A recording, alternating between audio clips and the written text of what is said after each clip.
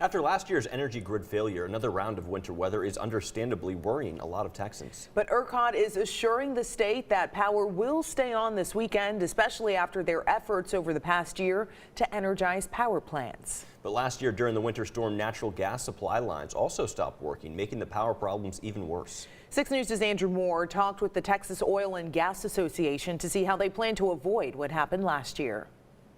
Oil and gas comes out of the ground at anywhere from 100 to 200 degrees. And so you keep it moving and you keep those pressure points insulated, and generally production continues to occur. It turns out one of the best ways to keep gas lines heated is to keep the oil and gas moving. But if you turn off the power to those supply lines, well, that's a problem. Now, natural gas supply lines will be designated as critical infrastructure in Texas, and Staples says that should address the issue. We think that'll be a big difference, is keeping the power on. The Texas Railroad Commission is responsible for winterization rules for gas pipelines, but they still haven't provided those guidelines as of yet. That is a concern for some experts, but Staples says oil and gas producers are already winterizing regardless. Operators are using things like insulation, temporary windbreaks, methanol injection units, and heat tracing systems. And Staples was also quick to point out today, power plants can already contract an extra supply of stored natural gas for these events as well. So a cold snap of just a few days